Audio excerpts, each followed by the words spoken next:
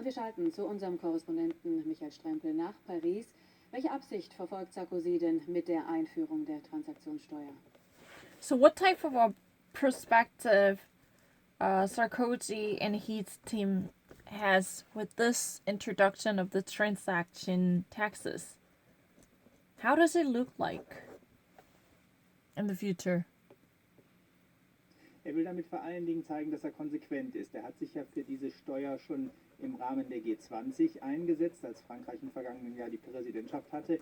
Er wollte diese Steuer international durchsetzen. Das hat er nicht geschafft. Vor allen Dingen die USA und Großbritannien haben Widerstand geleistet. So in the past, France definitely wants to introduce this type of system internationally by actually bringing to international summits like a G20 and a G7. But the problem is the United States and the Great Britain heavily opposed to this idea of a financial transaction taxes that might slow down the traffic of a free trade. That's the real reason it was a failed, right? There is a history in it. Jetzt will er beweisen, dass es ihm ernst ist und dass Frankreich den Weg notfalls auch alleine geht, in der Hoffnung, dass andere europäische Staaten, vor allen Dingen Deutschland, nachziehen. Und es hat So, this is almost like, desperate gesture demonstrating France's desire to go alone by sticking to this financial transaction tax. Even almost no one would follow or somehow France somehow wants to be the very French. But, it definitely wishes it could somehow persuade in Germany or somehow gain a little bit of a popularity amongst European neighbors. That's really kind of the wish in one's envision of the adoption and introduction of the financial transaction taxes. Hat auch was mit Wahlkampf zu tun. Sein Konkurrent François Hollande hat diese Steuer in sein Wahlprogramm geschrieben. Er hat ohnehin angekündigt, dass die Finanzwelt sein großer Gegner sei. Jetzt will Sarkozy zeigen, dass er nicht der große Freund der Finanzwelt ist, sondern diese auch zu Opfern bewegen will. What has been already actually seen from François Hollande, he is an rival. So there is a really constant demand to distance oneself from the financial market or stockbrokers or even financial institutions who might look for evasion of taxes. So it's really kind of in the same tune with François Hollande, where Sarkozy really wants to be seen as a friend of a people instead of friends of a finance industry. He just really wants to give that kind of impression with adoption of this restrictions by charging each financial trades and transaction with the fees. Sarkozy hat noch weitere Reformen angekündigt. Welche sind das? Er hat vor allen Dingen angekündigt, die Mehrwertsteuer zu erhöhen, eine sicherlich sehr unpopuläre Maßnahme, aber er will damit die Arbeitskosten in Frankreich senken. Das wird sein. And with that, Sarkozy announces, another reform plan. What is it? His campaign team announces another plan. It's really the elevation of the value-added tax, which is really unpopular, to tell the truth, because no one really like to pay more at the end, because this would be regressive taxes negatively affecting average consumers over the counter. But the problem is, in that way, Sarkozy really wants to lower down labor costs. So in that way, more employment can be made. That's really the eventual hope. I'm really sorry there's a little problem with the technology. But the thing is, Sarkozy really wants to hike up the more value-added tax, VAT. Value-added tax is likely to go up according to the prospect of the Sarkozy team. If the Sarkozy wins this ongoing election at the time, but I actually want to say in the present tense because this is the news that I'm watching and everyone talks about the situation in the present tense.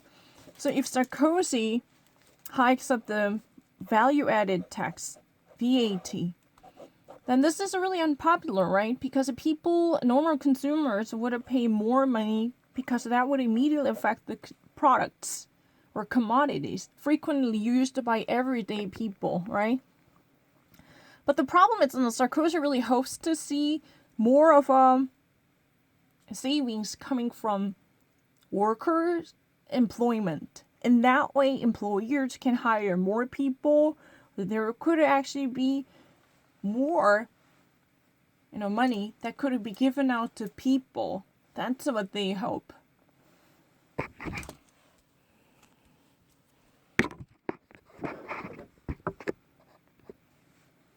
Ein großes Thema.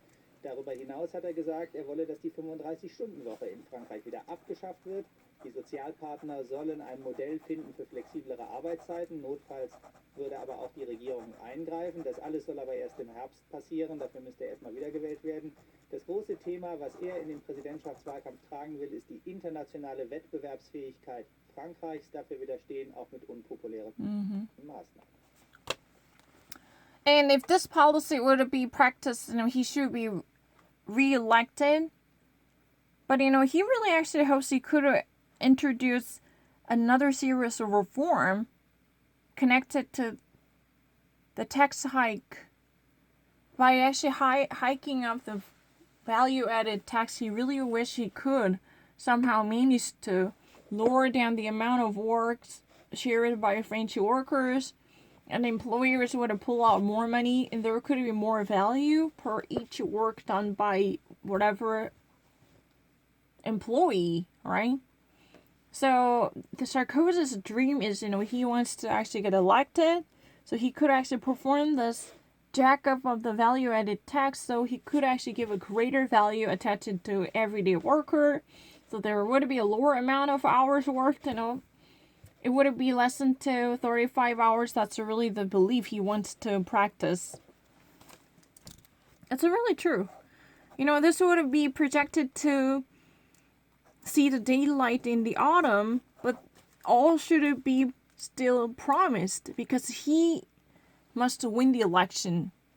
But he technically, I know the answer, he didn't really win the election. We all know that, right? But I didn't really know what type of promises he made. Because right now, this is really the beginning of the 2012, so no one would actually know who to be the winner at the end of the year, right? So I don't know. And another reform he wants to bring about is giving the international competition or international competitivity back to France. To make France competitive again at an international level on the international stage. That's really a great homework that should be done by any French president. But that's really not popular because that involves lots of hard works like tax elevation. But how would you actually not affect the global corporations? Or how would you create more valuable jobs? Or how would you produce more value attached to technologies like this? But that's really still a question. But meanwhile, Sarkozy really wants to lower the amount of work that would be demanded from any employers. If you hire a person, you need to make sure that this person would work more or less 35 hours. But that's his dream. He just really wants to lower the actual hours undertaken by employees. In that way, he could actually fluctuate and make the labor market more flexible by upping the ante for the value-added tax. If he thinks if he could hoist up the amount of a value-added tax, VAT, and that way the value of labor would go up too. So more people can still manage to live and function with a lower amount of working hours. So his dream is to simply keep the business hours required as a minimum working hours per each person to 35 hours per week. His dream is to keep the working hours per week until 35. This is really no one should actually work more than that. genau diese unpopulären Maßnahmen. Wie hofft Sarkozy denn damit, die Präsidentschaftswahl zu gewinnen? With this type of unpopular promises, how, a team Sarkozy really wants to win the election?